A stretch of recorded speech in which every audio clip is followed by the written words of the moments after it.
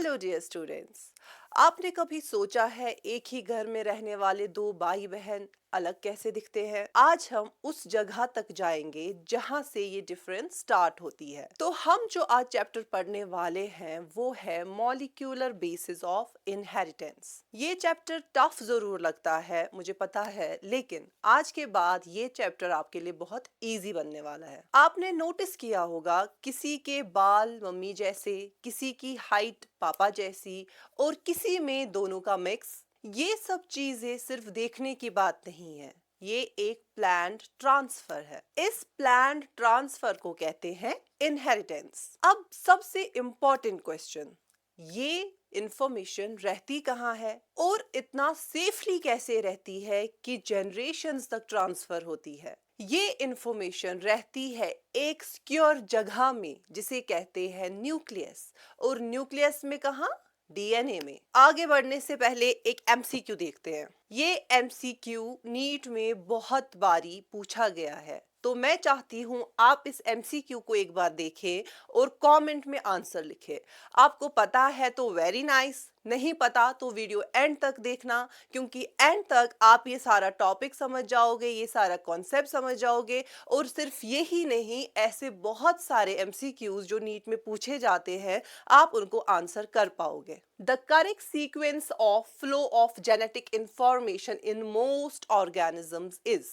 Flow of genetic information कैसे होता है, किस सीक्वेंस में होता है? ऑप्शंस है प्रोटीन से आरएनए, आरएनए से डीएनए, डीएनए से प्रोटीन, प्रोटीन से आरएनए, डीएनए से आरएनए, आरएनए से प्रोटीन, और फोर्थ ऑप्शन इज आरएनए से डीएनए एंड डीएनए से प्रोटीन। आप इन चारों ऑप्शंस को देखो और सही आंसर कमेंट्स में लिखो। बढ़ते हैं आगे इस टॉपिक की तरफ। डीएनए एक इंस्ट्रक्शन बुक है और यही DNA like a boss order देता है अपने असिस्टेंट को। असिस्टेंट कौन है? ये अगर डीएनए है, ये बॉस है, तो इसका असिस्टेंट कौन है बेटा? इसका असिस्टेंट है आरएनए। तो डीएनए ऑर्डर देता है आरएनए को, आरएनए एज एन असिस्टेंट काम करता है, डीएनए से ऑर्डर लेता है। तो डीएनए क्या ऑर्डर देता है आरएनए को कि क्या करना है, कैसे करना है, कौन सी सेल बनानी है, कैसे बनानी है, कब बनानी है, कौन सी सेल क्या काम करेगी। तो ये सारा जो हमारा सिस्टम है ये किसके ऑर्डर पे चलता है? ये सारा हमारे डीएनए के ऑर्डर पे चलता है और उसका असिस्टेंट है आरएनए। आरएनए का काम क्या है? डीएनए की मैसेज को आगे ले जाना। तो वो आगे किस तक ले जाएगा? एक फैक्ट्री में एक बॉस है, वो अपने मैनेजर को कहता है कि हमको क्या करना है, और मैनेजर फिर किसको देखता है? अपनी टीम को, वर्कर्स को। वो वर्कर्स तक मैसेज लेता है कि हमें फैक्ट्री में कौन सा प्रोडक्ट बनाना है, कैसे बनाना है, कब बनाना है, किस क्वांटिटी में बनाना है। इन अ सिमिलर वे हमारी सेल में भी डीएनए बॉस है, आरएनए असिस्टेंट है। वो डीएनए का मैसेज लेता है किस तक? वर्कर तक। तो ये वर्कर कौन है? हमारी सेल। हमने चैप्टर पढ़ा 11th में, cell the basic unit of life. उसमें हमने पढ़ा cell is the basic structural and functional unit of life, right? तो फंक्शनल यूनिट ऑफ लाइफ क्यों? क्योंकि हमारी बॉडी में जो भी काम होते हैं वो सेल करती है। Cell is the functional unit of life. और अगर हम देखें सेल में ये काम कौन करता है, तो वो बहुत सारे ऑर्गेनेलीज करते हैं, राइट? फॉर एग्जाम्पल एक ऑर्गेनेली है जो यहाँ पे दिखाया हुआ है पिंक कलर में, इट इज राइबोसोम।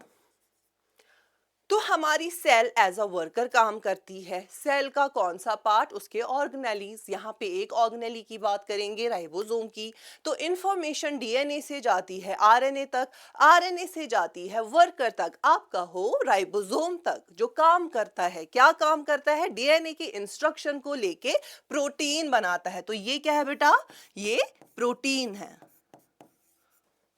तो हमारा बन गया प्रोटीन। तो इंफॉर्मेशन सारी डीएनए के पास होती है। किसके पास होती है बेटा? इंफॉर्मेशन हमारी बॉडी में जो भी इंफॉर्मेशन है वो डीएनए के पास होती है। और डीएनए खुद बाहर नहीं जाता काम करने के लिए, वो सेफ रहता है, सिक्योर रहता है। कहाँ पर? न्यूक्लियस के अंदर। उसका इंस्ट्रक्शन कौन लेता है?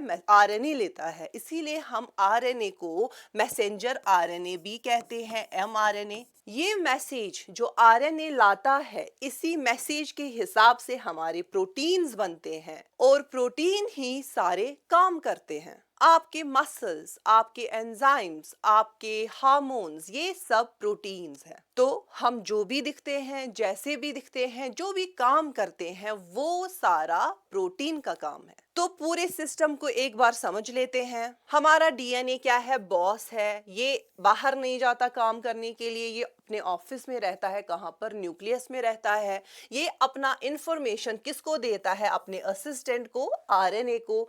आरएनए ले जाता है ये इंफॉर्मेशन और देता है किनको? राइबोसोम्स को। और वो क्या बनाते हैं? प्रोटीन। मींस हमारा डीएनए इंफॉर्मेशन देता है कि कौन सा प्रोटीन बनाना है, क्योंकि यही प्रोटीन है जो हमारी बॉडी के सारे काम करता है। अब जो ये डीएनए से आरएनए बनता है बेटा, इस प्रोसेस को कहते हैं ट्रांसक्रिप्शन। आरएनए से प्रोटीन के बनने को कहते हैं ट्रांसलेशन। और सीक्वेंस क्या है? डीएनए से आरएनए, आरएनए से प्रोटीन। या आप कह सकते हो पहले ट्रांसक्रिप्शन होता है, फिर ट्रांसलेशन होता है। तो ये सीक्वेंस जो है बेटा, इसी को हम कहते हैं सेंट्रल डॉगमा। आप सेंट्रल डॉगमा कहो या सेंट्रल डॉगमा ऑफ लाइफ कहो, वो यही है। क्या है? एक प्रिंसिपल, एक एक्सेप्टेड रूल। डॉगमा आप किसे कहते हो बेटा? Dogma means an accepted rule और प्रिंसिपल यू कैन से। आपके स्कूल में एक रूल है, आप बिना यूनिफॉर्म के नहीं जा सकते, और आपकी यूनिफॉर्म स्कूल ने डिसाइड की है, आप बस वही यूनिफॉर्म पहन के उस स्कूल के अंदर जा सकते हो। तो ये वहाँ का एक डॉगमा है, ये वहाँ का एक एक्सेप्टेड रूल है। उसी तरह से बायोलॉजी का एक एक्सेप्टेड रूल है, वो ये कि फ्लो ऑफ इंफॉर्मेशन या फ्लो ऑफ जेनेटिक इंफॉर्मेशन जो है वो इस सीक्वेंस में होता है। डीएनए से आरएनए बनता है, और आरएनए से फिर क्या बनते हैं? प्रोटीन। और प्रोटीन ही हमारे सारे काम करते हैं। And this is the central dogma of life, और you can say the flow of information. इसको जो रूल गाइड करता है यही सेंट्रल डॉगमा है। और क्या है? डीएनए से आरएनए और आरएनए से प्रोटीन बनता है। तो वापस आते हैं अपने क्वेश्चन पे। तो अब मुझे बताइए इसका आंसर क्या है? The correct sequence of flow of genetic information in most organisms. यहाँ पे मोस्ट क्यों लिखा है बेटा, वो भी मैं बताऊंगी। मोस्ट क्यों लिखा है? सारे ऑर्गेनिजम्स में अगर है तो इसमें मोस्ट से क्या इन्फर होता है वो हम बाद में देखेंगे। पहले इसका आंसर देखते हैं। तो अभी आपने क्या देखा? सीक्वेंस क्या है, सेंट्रल डॉगमा क्या है, एक्सेप्टेड रूल क्या है of flow of genetic information. It is information always flows in one direction. It flows from DNA to RNA to protein. So what would be the answer? It would be C, DNA, DNA से RNA, RNA से protein. अगर आपको इस तरह से नहीं लिखा हो, आपको ट्रांसक्रिप्शन ट्रांसलेशन टर्म्स में लिखा हो, तो आप क्या कहोगे? डीएनए से आरएनए मींस ट्रांसक्रिप्शन, और आरएनए से protein means translation. And this is the sequence of how our information flows. Clear? So answer is C. अब बात करते हैं इस मोस्ट की। यहाँ पे मोस्ट लिखा है मींस, तो क्या सारे ऑर्गेनिजम्स में ऐसा नहीं है? अगर ये एक्सेप्टेड रूल है, सेंट्रल डॉगमा ऑफ लाइफ है, तो यहाँ पे मोस्ट क्यों लिखा है बेटा? इसका रीजन है, सेंट्रल डॉगमा है एक एक्सेप्टेड रूल जो लगभग सारे ऑर्गेनिजम्स में अप्लाई होता है। जहां पे भी आप एक ऑर्गेनिज्म देखो, उसका यूजुअली जेनेटिक मटेरियल डीएनए होता है, और डीएनए से हमेशा आरएनए बनेगा, आरएनए से प्रोटीन बनेगा। तो बेटा most of the organisms have DNA as genetic material, लेकिन कुछ ऑर्गेनिजम्स एक्सेप्शन है जिनमें डीएनए जेनेटिक मटेरियल नहीं होता, जिनमें जेनेटिक मटेरियल आरएनए होता है, और उनको हम कहते हैं रेट्रो वायरसेस।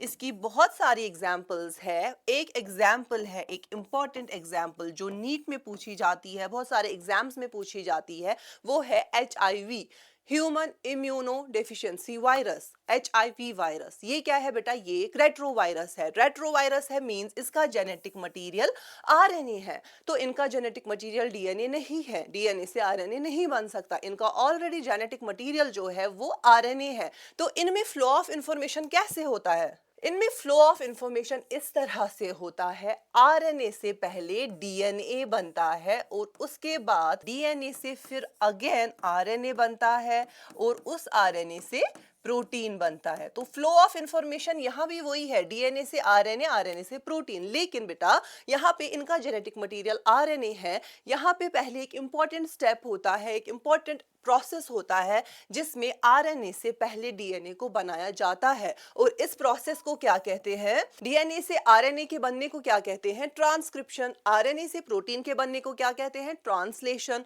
और आरएनए से डीएनए जो उल्टा है, ट्रांसक्रिप्शन का उल्टा है, इसको कहते हैं बेटा रिवर्स ट्रांसक्रिप्शन।